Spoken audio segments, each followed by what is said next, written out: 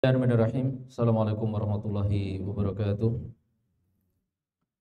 Innal hamdalillah nahmaduhu wa nasta'inu wa nastahdihi wa natubu ilaihi wa na'udzu bihi min syururi anfusina wa min sayyiati a'malina. Man yahdihillahu fala mudilla lahu wa man yudlilhu fala hadiya lahu. Wa asyhadu an la ilaha illallah wahdahu la syarika lahu wa asyhadu anna Muhammadan abduhu wa rasuluh alladzi la nabiyya wa la rasula ba'da.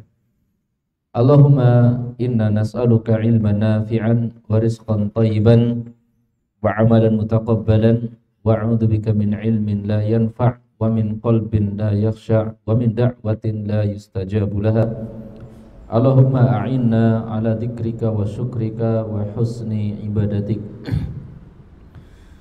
Ahibati fillah, azanillahu wa iyyakum jami'an. Para jamaah, bapak-bapak dan ibu-ibu, jamaah madrasah keluarga Madinah Islamic Center Pondok Pesantren Al-Ukhwah yang mudah-mudahan diberkahi, dirahmati oleh Allah Subhanahu wa taala. Alhamdulillah, kita bersyukur memuji Allah atas segala nikmat yang Allah Subhanahu wa taala berikan kepada kita. Nikmat iman, nikmat hidayah, nikmat waktu luang, nikmat sehat, nikmat bisa berkumpul di majelis ilmu bersama orang-orang saleh insyaallah. Ini semua Allah Subhanahu wa taala berikan kepada kita dengan tujuan yang sangat mulia, yaitu agar kita itu benar-benar bisa menyembah Allah Subhanahu wa taala dan menjalin kedekatan dengan Allah Subhanahu wa taala.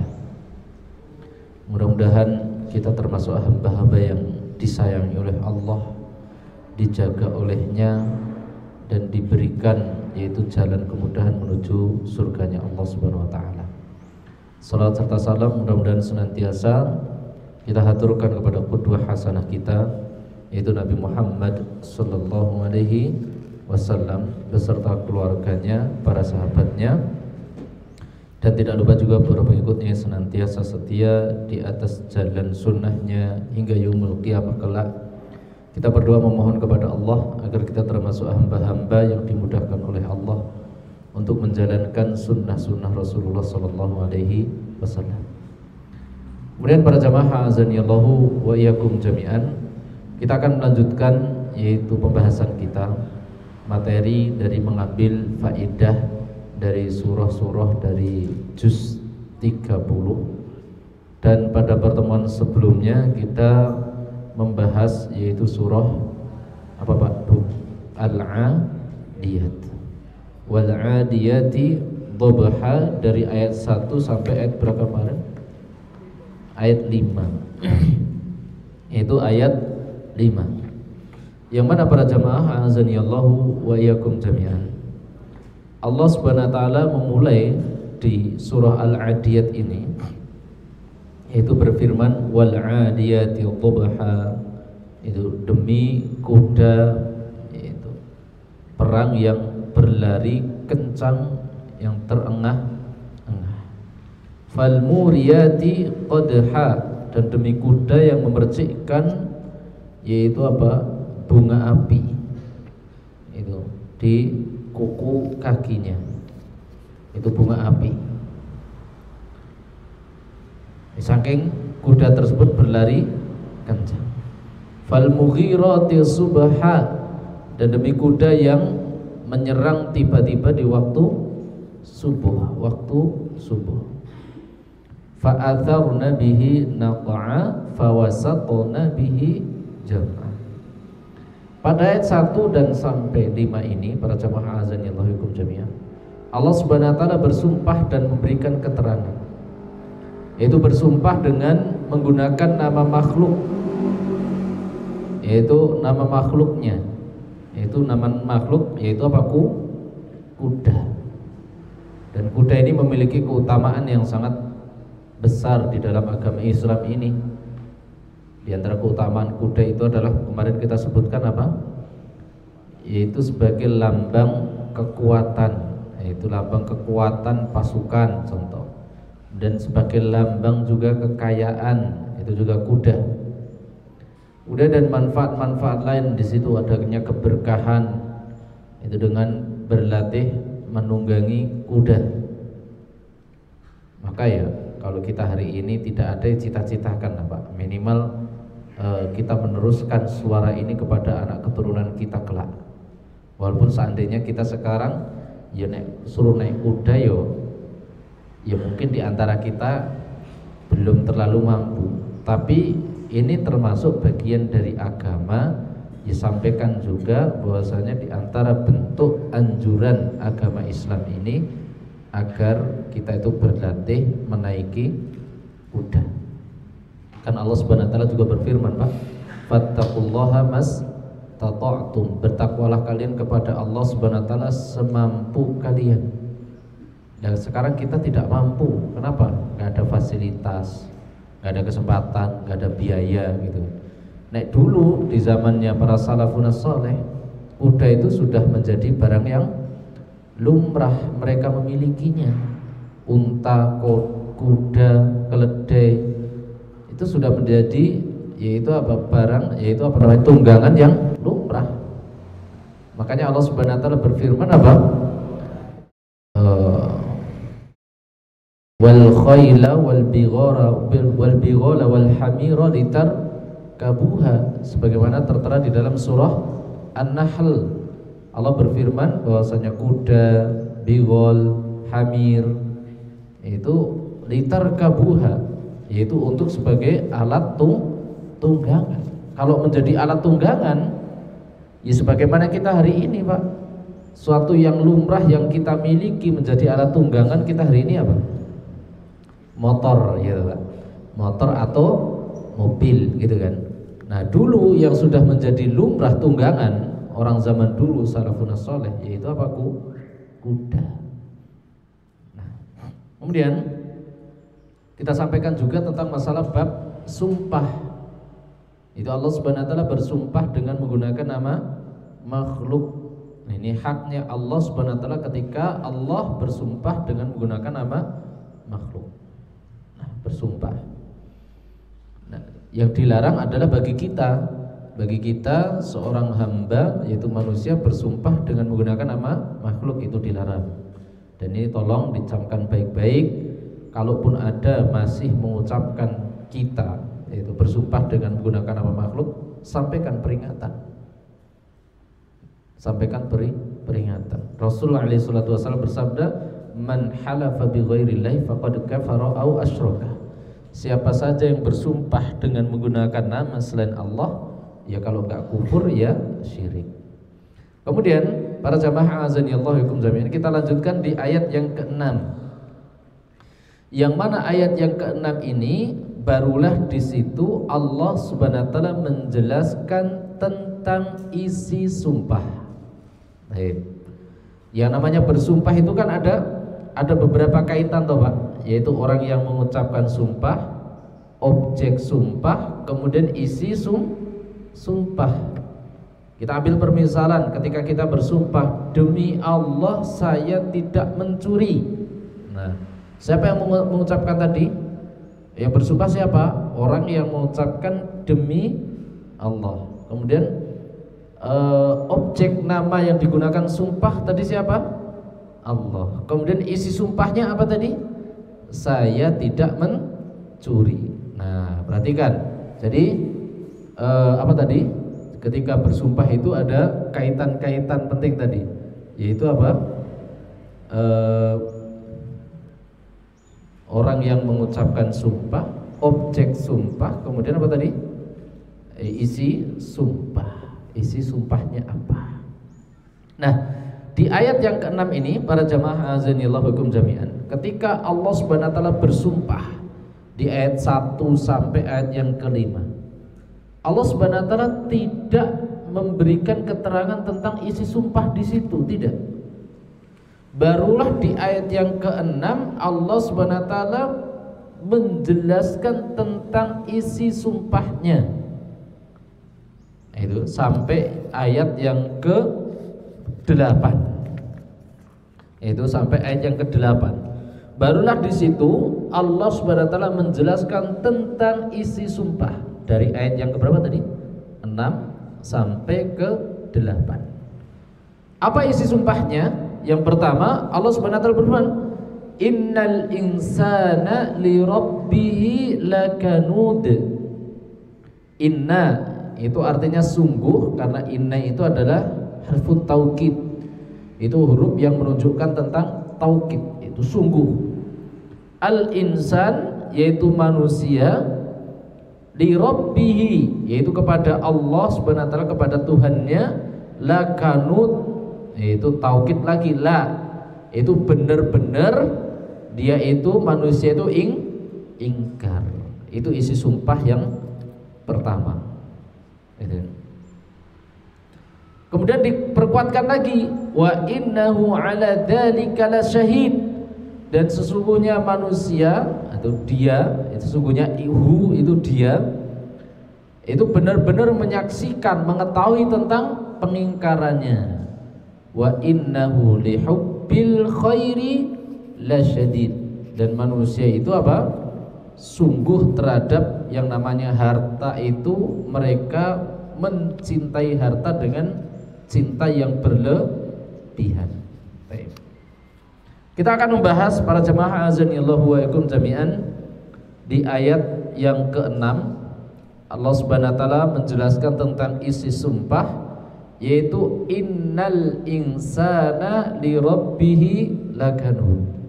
Dan sesungguhnya manusia benar-benar ingkar kepada Allah Subhanahu wa taala, kepada Rabb-Nya. Itu kepada Rabb-Nya. Manusia itu benar-benar ingkar kepada Rabb-Nya.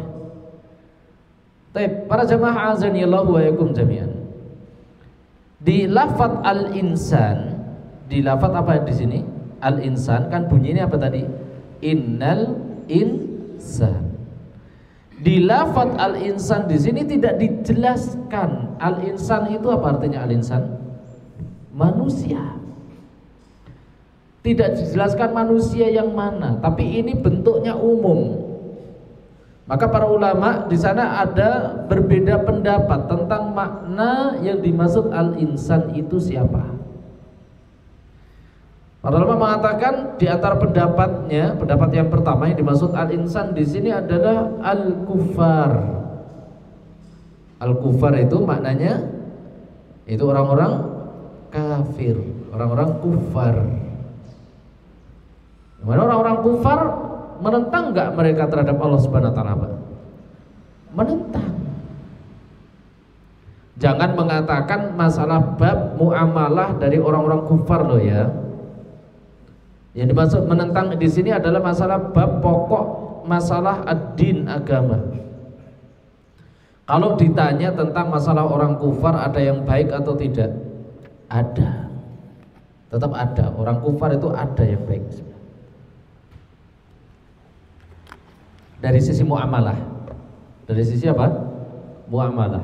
Ada gak orang kufar itu yang tetangga kita mungkin santun, mudah weweh, kalau dalam bahasa Jawa itu apa mudah weweh?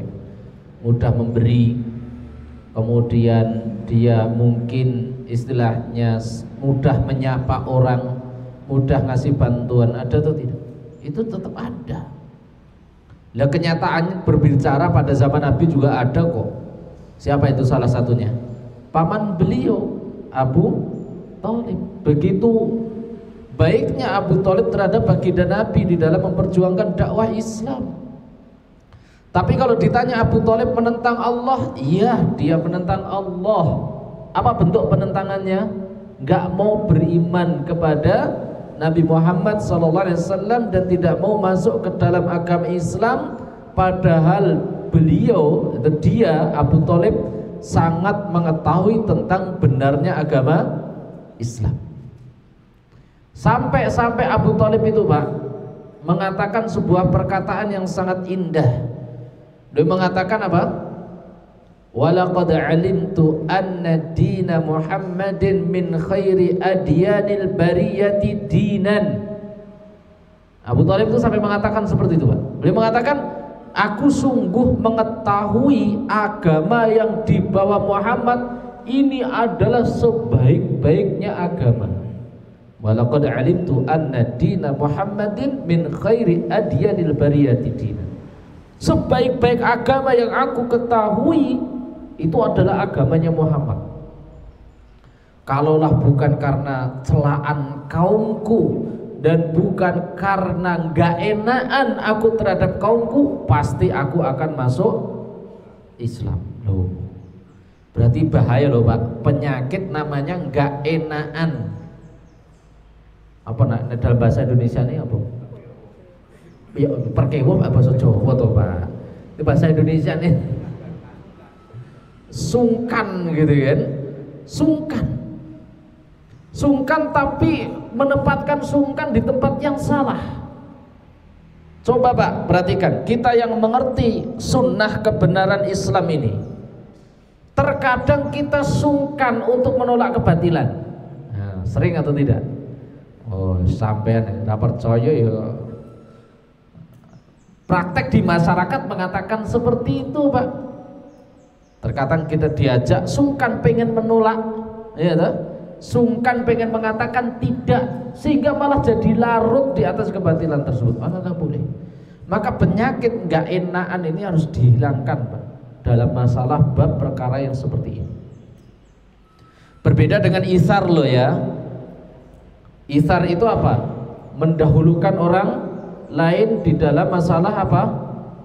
Meraih nikmat, contoh makan. Ya kalau isar baik, lagi makan rebutan bansos gitu. Rebutan bansos, mendahulukan orang lain, bagus gitu kan. Neng resikonya nanti kan kita nggak dapat gitu. Itu namanya apa? Isar. Kalau itu boleh, isar itu terpuji. Isar itu terpuji. Tapi kalau penyakit nggak enakan di dalam menolak kebatilan, waduh, nggak boleh Pak. Ini prinsip. Rasul SAW kalau bicara nggak enakan, dia seharusnya yang paling pertama mengambil sikap nggak enakan. Karena pertama kali dakwah Rasulullah SAW diuji yang namanya diplomasi. Diplomasi dari siapa? Musuh-musuh Islam. Sampai ada beberapa urutan mereka, yaitu mengajukan diplomasi dengan Rasul, melobi dengan Rasul. Wahai Muhammad, kamu nggak usah dakwah, nggak usah meneruskan risalah Islam. Kamu tak kasih harta sebanyak-banyaknya, kami ngasih upeti kamu setiap bulan. Loh, nek pilih ngomong gak enakan Pak, ambil itu Pak, enak kok, gak nerusnya dakwah, ya toh, itu bondo ben bulan. Kemudian Rasulullah menolak. Kemudian ada lobian yang selanjutnya, apa itu? Rasulullah pengen dijadikan pemimpin. Nah ini loh, sing ngeri lah nih gini, jabatan toh Pak. Wong anggere wis ditawari jabatan itu kan menerjang sebuah kebatilan karena nggak enakan, akhirnya larut di dalam. Oh iya, terus ternyata rapopo lah gitu ya. Wis rapopo, urusannya susuk beres, gampang wis. Kasih sogokan sih dek, wah makan Pak. Itu nggak enakan, bahaya.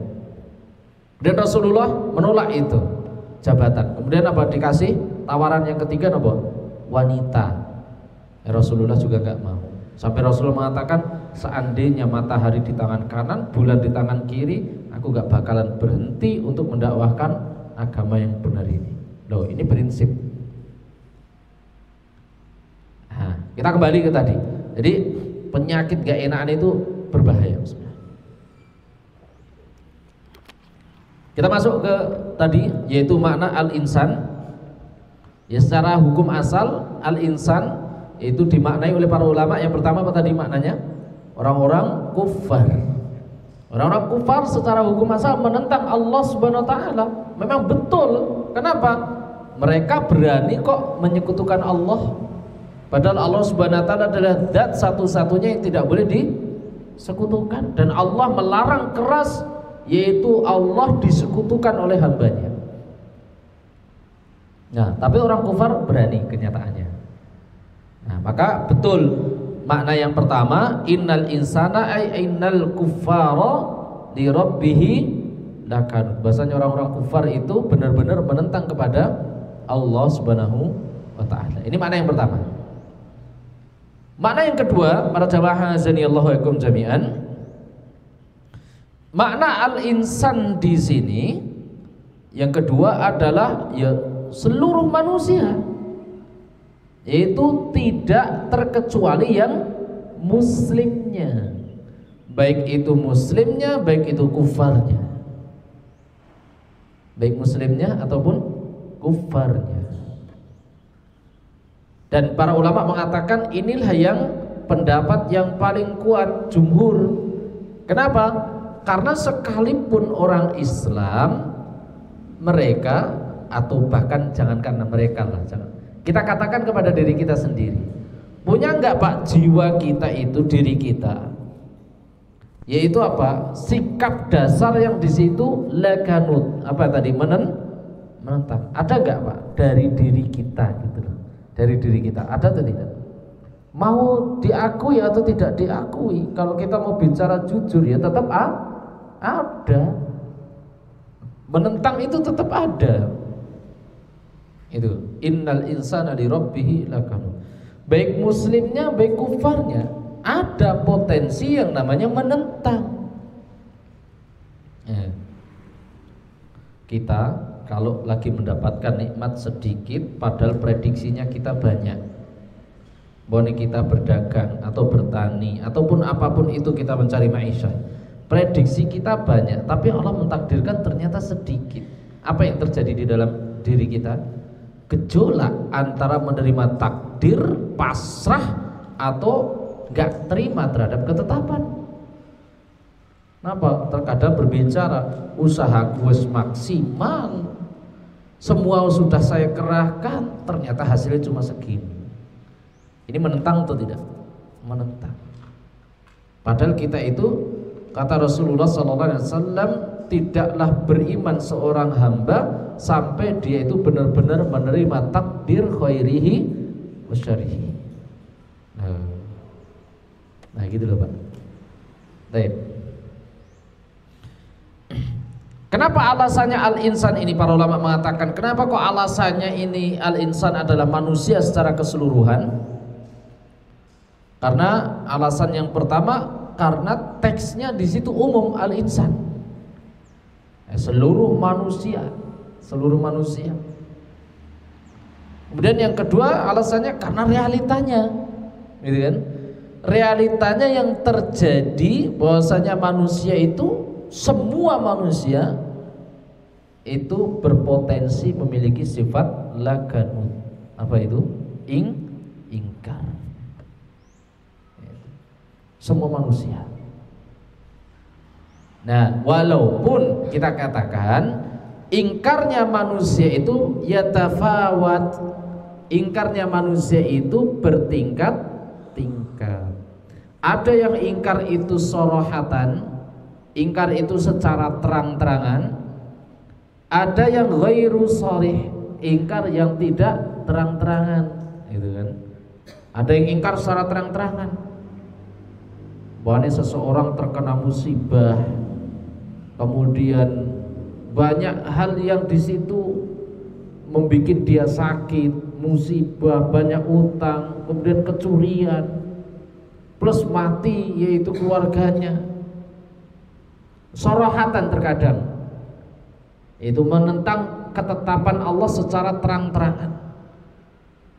Kenapa sih kok Allah nggak adil? Terang-terangan. Ini namanya soroh, mengingkari ketetapan Allah secara terang-terangan. Baik. Ini yaitu apa? Makna lakanut, yaitu menentang. Ada seseorang yang menentang sorohatan selanjutnya, yaitu ketika kita sampaikan qala Allahu wa qala Rasul. Banyak gak hari ini yang menentang? Banyak. Ketika disampaikan ini hak, ini batil, menentang. Ini tauhid, ini syirik, menentang. Ini sunnah, ini bid'ah, menentang. Ini taat, ini maksiat, banyak yang menentang. Yang menentang secara sorohatan, yaitu apa? Menentang secara terang-terangan. Wa innal insana li rabbih lakanut. Kemudian para jamaah azanillahu wa iyyakum jami'an. Kemudian para ulama juga memaknai seperti apa sih, yaitu sifat ingkarnya manusia itu. Nah, para ulama mengatakan minimal ada 4 bentuk sifat ingkarnya manusia. Ada 4 jenis, 4 bentuk, yaitu apa? Sifat ingkarnya manusia kepada Allah Subhanahu wa ta'ala. Apa 4 tersebut? Yang pertama, itu sebagaimana yang dikatakan oleh Al-Imam Hasan Al-Basri rahimahullah ta'ala. Yang dimaksud lakanut di sini, beliau mengatakan huwal kufru alladhi ya'uddul masaib wa yansa ni'ama rabbih. Ini yang pertama, yaitu ya'uddul masaib wa yansa ni'ama rabbih. Ini jenis kufur, yaitu lakanut yang pertama. Apa maknanya? Ya'uddul masaib. Ya'uddul masaib itu mengingat dan menghitung musibah. Wa yansa ni'ama rabbih, dan dia lupa terhadap nikmat Allah Subhanahu wa ta'ala. Apa tadi? Ini jenis yang pertama, bentuk yang pertama. Apa itu? Mengingat atau dan menghitung musibah, akan tetapi dia apa? Lupa terhadap nikmat Allah Subhanahu wa ta'ala. Nek menghitung musibah itu teliti banget, giliran nikmat lupa. Itu kan. Contoh gini lah Pak, wong sakit gigi, gitu kan. Apa tadi? Sakit gigi. Sakit gigi itu yang sakit mananya Pak? Yang sakit apa? Yo giginya toh Pak. Yang sakitnya, namanya sakit gigi, yang sakit mana? Yo giginya. Tangan, mata, telinga, kaki, hati, jantung, kemudian apalagi kepala, kemudian perut. Sakit atau tidak? Sakit. Tapi ketika kita melihat ada orang sakit gigi merintih, itu luar biasa Pak.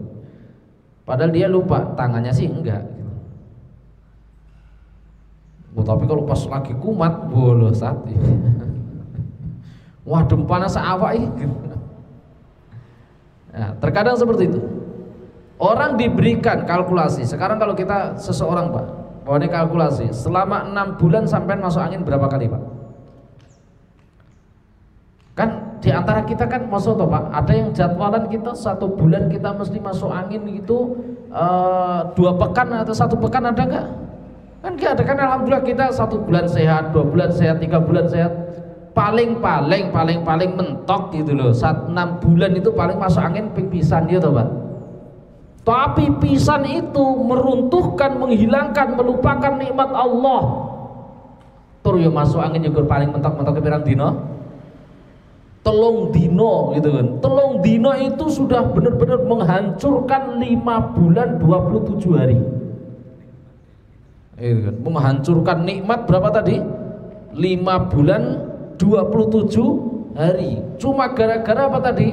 Masuk angin 3 dino. Melung mengatakan Allah gak adil, itu munting tobat. Padahal ya 3 dino. Dia lupa itu 5 bulan gak sakit gitu. Ada Pak seperti itu Pak. Jenis manusia seperti itu ya ada tuh Pak. Ya ada. Enek loh. Kayak gitu.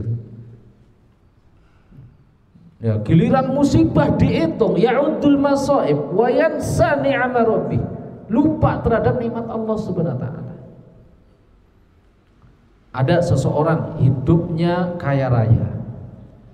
Suatu ketika ya dia diuji oleh Allah Subhanahu wa ta'ala. Kaya raya selama umpamanya 50 tahun. Kemudian dia diuji oleh Allah Subhanahu wa ta'ala kekurangan 1 bulan. Jadi seakan-akan apa? 1 bulan itu menghina takdir, tidak terima terhadap ketetapan, dihitung itu musibah, lupa terhadap nikmat, seakan-akan 50 tahun kenikmatan, kekayaan yang ia miliki seakan-akan tidak berharga. Dan ini sering terjadi loh Pak, seperti ini. Inilah disebut, maka Allah Subhanahu wa ta'ala mengatakan innal insana li rabbih lakanut. Makna lakanut adalah ya'uddul masaib wa yansa ni'ama rabbih, yaitu selalu menghitung musibah akan tetapi lupa terhadap nikmat Allah Subhanahu wa ta'ala. Baik. Tapi jangan diberlakukan di sekolah kelas loh Pak yo. Sampai bolos pisan terus ngomong karo guru nih, Pak guru bolos pisan nih kok. Padahal aku selama ini nggak pernah bolos. Sampai nih melupakan nikmat Allah Subhanahu wa taala gitu loh. Guru bolos pisan gitu. Ini terkadang kan manusia sifatnya seperti itu Pak. Itu jenis yang pertama. Apa tadi? Menghitung musibah, lupa terhadap nikmat. Ini jenis lakanut yang pertama. Yang kedua, kata para ulama adalah kufrun bil qalil wa la yashkur bil katsir. Yang kedua adalah dia kufur terhadap sesuatu yang sedikit dan dia tidak bersyukur dengan sesuatu yang banyak. Ini hati-hati ini. Apa tadi? Kufur terhadap sesuatu yang sedikit dan tidak bersyukur dengan sesuatu yang banyak.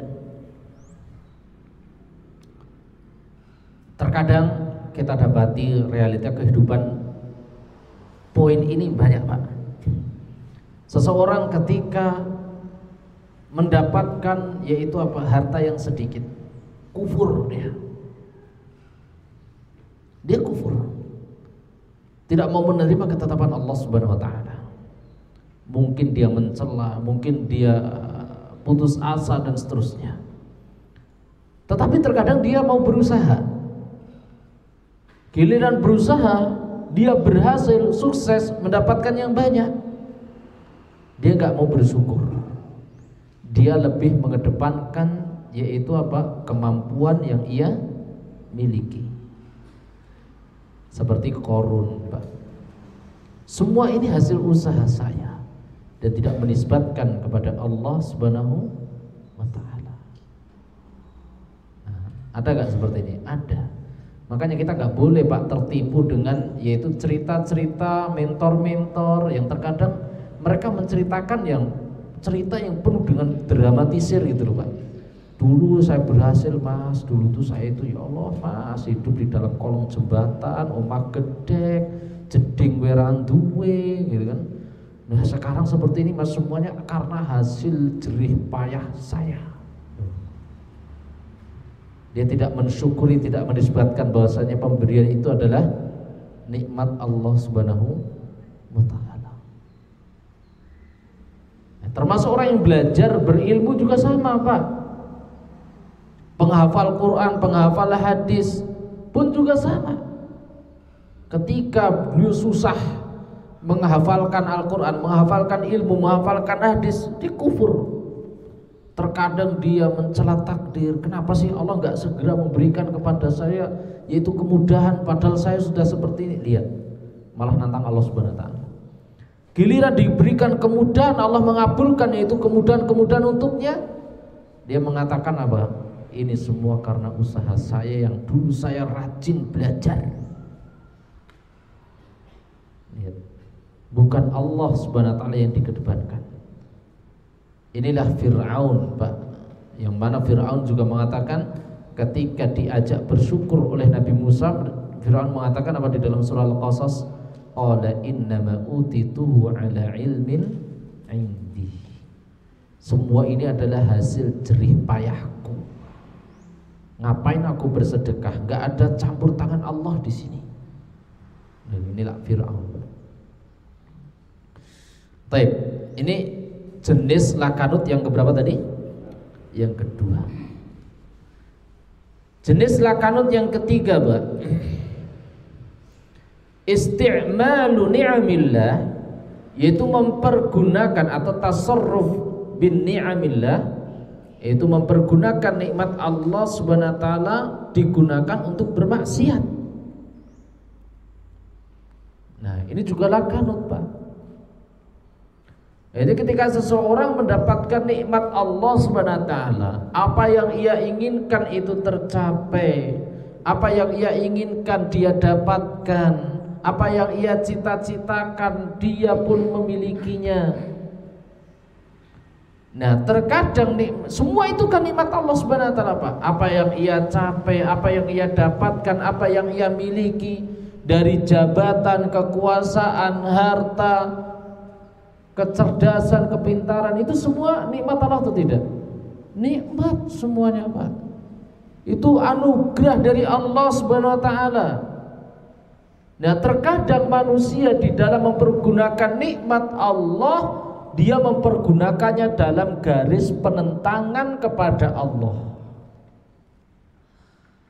Dia mempergunakan nikmat tadi, harta, jabatan, kepintaran dan seterusnya, terkadang di garis menentang kepada Allah Subhanahu wa taala. Apa? Mempergunakan seluruh nikmat yang ia miliki, kepintaran yang ia punyai untuk bermaksiat kepada Allah Subhanahu wa taala. Dan itu tidak sedikit, Pak. Tidak sedikit.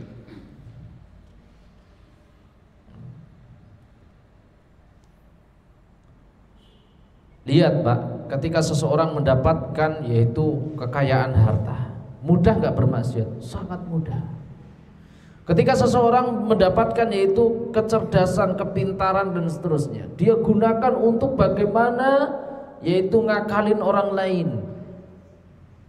Ya, kita contoh lah, Pak, yaitu sesuatu yang heboh di negara kita hari ini, Pak, masalah judol, apa judol itu?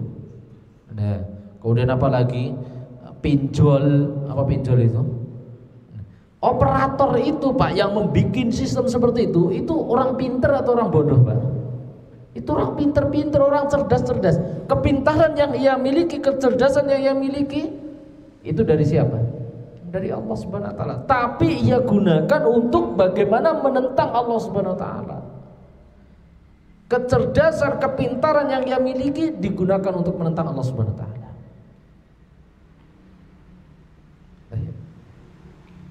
Orang yang bermaksiat, yang maksiatnya luar biasa, mudahnya ia bermaksiat ke sana kemari. Kenapa kok dia bermudah maksiat? Karena dia mendapatkan yaitu apa? Fasilitas dan wasilah untuk mereka berbuat apa? Maksiat itu mudah, dari harta, kekayaan dan seterusnya. Harta, kekayaan nikmat dari Allah, ya nikmat dari Allah. Tapi ia gunakan di atas garis bagaimana menentang Allah Subhanahu wa ta'ala. Ini jenis lakanut yang keberapa itu, Pak? 3. Jenis yaitu lakanut yang keempat, yaitu pengingkaran yang keempat. Yaitu apa, Pak? Sering yaitu mengingat nikmat, tetapi dia lupa mengingat sang pemberi nikmat. Itu orang tersebut mudah di dalam mengingat nikmat, tapi dia lupa kepada sang pemberi nikmat. Nah, ini jenis lakanut yang keempat. Ini jenis lakanut yang keempat adalah apa? Itu seseorang selalu mengingat nikmat, tetapi dia lupa mengingat sang pemberi nikmat. Dia enggak ingat bahwasanya semua itu dari Allah Subhanahu wa taala, tapi giliran nikmatnya dia ingat-ingat. Hartanya, kekayaannya, kemudian apa yang ia miliki, ilmunya, kecerdasannya diingat-ingat terus, dibangga-banggakan di hadapan manusia. Tetapi dia lupa bahwasanya yang memberikan semua itu adalah Allah Subhanahu wa taala. Ini jenis lakanut yang keempat.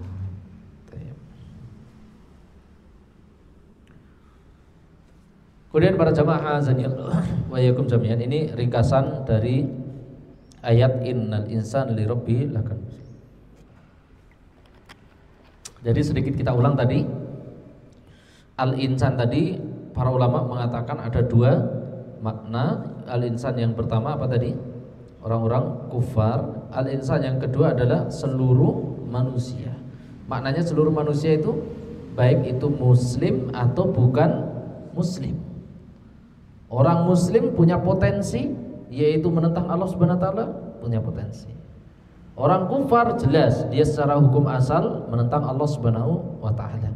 Kemudian jenis-jenis penentangan kepada Allah tadi yang dimaksud di dalam Lakanut ada empat jenis. Yang pertama apa tadi Pak? Menghitung musibah kemudian lupa terhadap nikmat. Ini jenis yang pertama, yaitu seseorang kalau mendapatkan musibah dihitung terus, tapi lupa terhadap nikmat yang selama ini ia dapatkan. Ini jenis yang pertama. Jenis yang kedua apa tadi? Yaitu mengkufuri nikmat yang sedikit dan dia tidak mensyukuri nikmat yang banyak. Sedikit dan banyak, dia banyaknya nggak bersyukur, sedikitnya dia kufur. Sedikitnya dia kufur, banyaknya nggak bersyukur. Yang ketiga apa tadi? Menggunakan nikmat Allah Subhanahu wa taala untuk bermaksiat. Dan semua ahli maksiat itu Pak, orang yang berbuat maksiat, mereka menggunakan nikmat Allah atau tidak? Ya iya. Mereka menggunakan fasilitas, menggunakan uang, menggunakan biaya, semuanya itu nikmat Allah. Semuanya nikmat Allah. Bahkan bumi yang dipakai untuk bermaksiat itu buminya Allah, dan itu nikmat Allah juga. Baik. Itu yang ketiga. Yang keempat apa? Mengingat nikmat tapi lupa terhadap sang pemberi nikmat. Inilah makna lakanut. Baik. Masuk di ayat yang ke-6, ayat yang ke-7, para jemaah azanillahu wa yakum jami'an. Allah Subhanahu wa taala berfirman, "Wa innahu 'ala dzalika lasyahid." Yaitu dan sesungguhnya dia 'ala dzalika lasyahid. Yaitu terhadap perbuatan penentangan tersebut benar-benar menyaksikan, mengetahui. Para ulama juga berbeda pendapat tentang makna innahu. Itu innahu. Innahu, hu itu adalah kata ganti. Kalau dalam bahasa Arab namanya dhamir. Dhamir itu kata ganti. Kata ganti ini kembali kepada siapa? Apakah kata ganti ini kembali kepada Allah atau kata ganti ini kembali kepada manusia? Dan para ulama berbeda pendapat. Innahu di sini bisa kembali kepada Allah, dan innahu di sini pun juga bisa kembali kepada manusia. Dan para ulama mengatakan dua-duanya bisa jadi benar. Itu dua-duanya bisa jadi benar. Hu-nya ini bisa kembali kepada Allah. Maknanya apa? Bahwasanya sesungguhnya Allah Subhanahu wa taala benar-benar mengetahui terhadap pengingkaran yang dilakukan oleh manusia. Itu yang pertama. Kemudian makna yang kedua, yaitu dimaknai hu-nya adalah manusia. Maknanya manusia itu terhadap pengingkarannya kepada Allah Subhanahu wa taala dia itu sadar. Itu sadar kalau dia itu mengingkari Allah, itu dia sadar. Sekarang kita tanya, kan orang yang mengingkari Allah Subhanahu wa taala kan ada dua kondisi. Ada yang mengingkari tidak sadar, mungkin karena kejahilannya.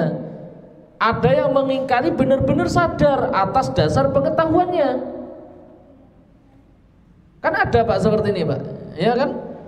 Ada seseorang yang berbuat ingkar kepada Allah Subhanahu wa taala. Kita ambil contoh lah ya. Kita ambil contoh yaitu ashabur ruqyah. Apa ashabur ruqyah itu? Yaitu para ruqyah. Ruqyah itu rokok payah gitu loh Pak. Kalau kita ditanya, ya jelas hukum rokok haram. Kenapa? Karena terkumpul di situ madorot yang madorotnya bukan cukup untuk dirinya sendiri, tapi madorot juga untuk orang lain. Lalu kita ganggu tetangga aja boleh atau tidak? Nggak boleh, haram ganggu tetangga gitu loh. Nah, apalagi itu di dalam ruqyah tadi sudah mengganggu yaitu kesehatan dirinya, mengganggu orang lain pula kan gitu kan. Maka jelas ini terkumpul keharaman di situ. Nah, kemudian ada orang mengatakan, nah sekarang banyak dai-dai yang mengatakan rokok itu masih ikhtilaf. Apa ikhtilaf itu Pak? Berbeda pendapat. Berbeda pendapat antar siapa? Asal berbeda pendapat antar siapa? Ya antar tukang rokok, teman. Dan tukang bakul rokok itu berbeda pendapat, ini regane piro sama ini regane kono piro, berbeda pendapat itu. Nah, terkadang ada dai-dai hari ini yang juga berbeda pendapat katanya gitu loh. Oh, di sana makruh. Di sana mubah. Lah di sana sunnah, lah di sana jadi wajib. Ki piye to Mas, kok hukum kok jadi masuk angin? Ngalor ngidul lho, etan kulon hukum wis beda-beda. Lah kok salat beda-beda gitu kan. Salat ning kono piye hukume? Makruh, ning kene sunah, lah ning kono wajib, lah ning kono haram. Kayak ngeri to, Pak. Ya jelas padahal Rasulullah itu juga mengatakan la dharar wala dirar. Enggak boleh seseorang itu membahayakan dirinya sendiri dan membahayakan orang lain. Itu kan terkumpul di situ, Pak. Nah, perhatikan, Pak. Dan seseorang ada orang yang melakukan apa keharaman, apa namanya membinasakan diri sendiri, mengingkari Allah tidak, berbuat ingkar dia. Tapi kan ada orang yang ingkar berbuat kejahilan, ada yang berbuat ingkar atas dasar keilmuan.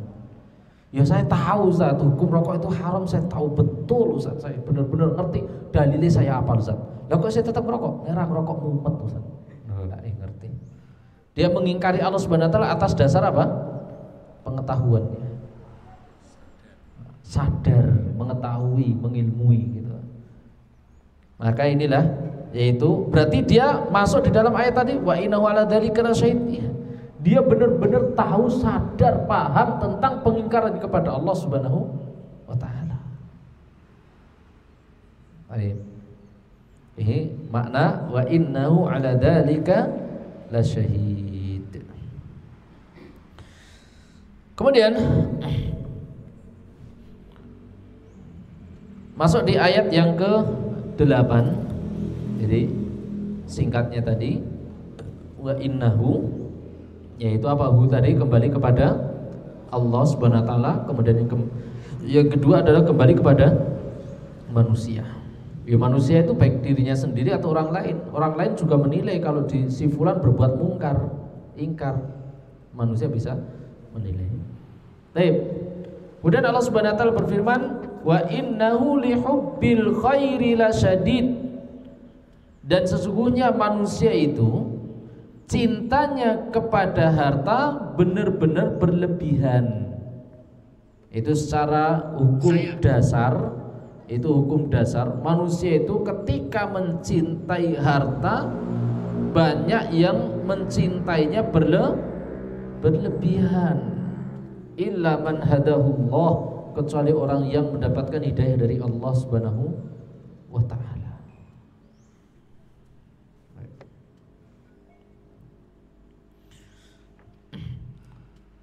Al-khaira di sini itu ditafsiri dengan harta oleh para ulama. Wa inna li hubbi al-khair. Itu al-khair di sini dimaknai dengan apa? Harta. Para ulama mengatakan fasammahu khairan li'anna an-nasa yusammunahu khairan fid dunya. Yaitu Allah Subhanahu wa taala menamakan harta itu dengan khairan, kebaikan. Li'anna an-nasa yusammunahu khairan fid dunya, karena manusia menamakan harta dengan kebaikan juga di dunia. Wa asa an yakuna khabithan, dan bisa jadi harta tersebut menjadikan dia, yaitu apa? Menjadikan keburukan untuknya. Ya manusia menamakan harta di dunia itu kan apa? Kebaikan, dan semua menyepakati tentang kebaikan dunia. Kebaikan dunia secara umum globalnya manusia yang dimaksud kebaikan apa? Ketika meminta kebaikan di dunia itu kebaikan apa yang dimaksud? Harta. Harta itu bagaimana maksudnya? Tempat, ya Pak, kecukupan, uang, kemudian apalagi kendaraan dan semuanya. Semuanya. Baik. Nah, terkadang manusia itu mencintai harta itu secara berlebihan. Boleh nggak kita mencintai harta berlebihan? Tidak boleh, Pak. Tidak boleh. Bukan berarti, mohon maaf loh, bukan berarti kita itu nggak boleh kaya. Boleh nggak kaya? Boleh, tetapi kita tidak boleh memprioritaskan kecintaan kita terhadap apa? Harta. Rasul alaihi salatu wasallam, di antara doa yang beliau tuntunkan kepada kita adalah lafal apa? Allahumma wala taj'alid dunya akbara hammina. Ya Allah, jangan jadikan yaitu apa? Dunia itu sebagai puncak cita-citanya kami. Prioritas cintanya kami adalah dunia, jangan. Maka ketika seseorang itu Pak tidak menjadikan dunia sebagai prioritas kecintaannya, maka dia akan menganggap dunia itu remeh. Ketika menjadikan dunia itu remeh, dia itu mudah berbuat amal soleh dengan fasilitas dunia yang ia miliki. Kita ambil contoh Pak, ketika kita memiliki sikap atau sifat yaitu harta itu remeh bagi kita, kemudian kita punya harta, infak, sedekah, mudah atau tidak? Mudah. Tetapi ketika kecintaan kita terhadap dunia itu lebih prioritas gitu kan, walaupun kita punya harta sebanyak apapun, sedekah, infak, berat.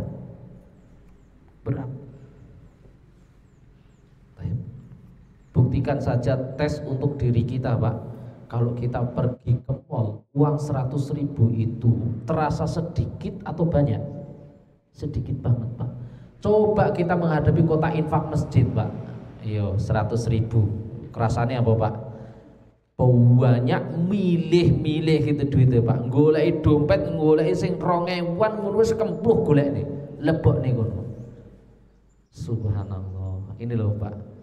Nah, cek di dalam masalah bab ini. Kalau kita masih merasakan seperti ini Pak, nah inilah berarti apa? Kita itu masih masuk di dalam ayat wa innahu lihubbil khairi lasyadid. Beda dengan Abu Bakar Pak. Abu Bakar As-Siddiq radhiyallahu ta'ala anhu, kenapa kok dia dijadikan posisi manusia terbaik setelah Rasulullah? Kenapa? Abu Bakar itu bukan orang miskin Pak. Abu Bakar itu orang kaya. Utsman itu bukan orang miskin Pak. Utsman orang kaya. Abdurrahman bin Auf bukan orang miskin Pak. Dia orang kaya. Tetapi kenapa kok dunia itu bertekuk lutut kepada mereka ini Pak?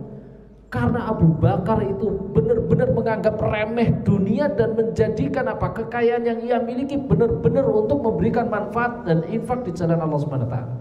Sehingga dunia itu benar-benar naksir terhadap Abu Bakar, naksir terhadap Umar, Utsman, Abdurrahman bin Auf dan seterusnya. Benar-benar mencari sampai Abdurrahman bin Auf itu dikejar dunia sampai ngumpet ke jeding istilahnya. Kenapa Pak? Dianggap remeh. Jiwa yang qanaah menerima takdir, kemudian beriman kepada Allah Subhanahu wa taala, kemudian tidak menjadikan prioritas dunia sebagai yaitu kecintaannya, prioritas kecintaannya.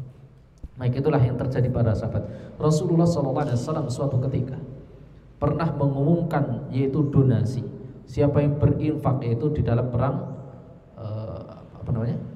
Al-Ahzab ya, perang Al-Ahzab ya. Yang Abu Bakar menginfakkan seluruh apa? Hartanya. Seluruh hartanya, sampai ditanya Rasulullah, apa yang kamu tinggalkan terhadap anak dan istrimu? Dan Abu Bakar bojone papat Pak. Menginfakkan seluruh apa? Hartanya. Awake dhewe duwe bojo siji infak 2.000 angel-angel. Ana infak masjid donasi, aduh. Ngono dilebokne ning WhatsApp ya rekor-rekor maca. Di-scroll langsung. Scroll langsung kan. Lihat Abu Bakar Pak. Yaitu apa? Diinfakkan seluruh apa? Hartanya. Umar separuh hartanya dan seluruh para sahabat berlomba-lomba. Untuk apa? Di jalan Allah Subhanahu wa taala. Mudah-mudahan kita termasuk orang yang tidak terfitnah dari yang namanya apa? Fitnah dunia. Sampai di sini apa yang bisa saya sampaikan para jamaah azanillahu wa iyyakum jami'an, sampai di ayat apa tadi? Wa innahu li hubbil khairi lasyadid. Ini adalah sikap atau sifat dasar yang dimiliki oleh manusia, yaitu ingkar kepada Allah Subhanahu wa taala dan mudahnya manusia itu cinta terhadap dunia. Wallahu ta'ala alam bisawab. Subhanakallahumma rabbana wa bihamdika asyhadu an la ilaha illa anta astaghfiruka wa atubu ilaik. Assalamualaikum warahmatullahi wabarakatuh.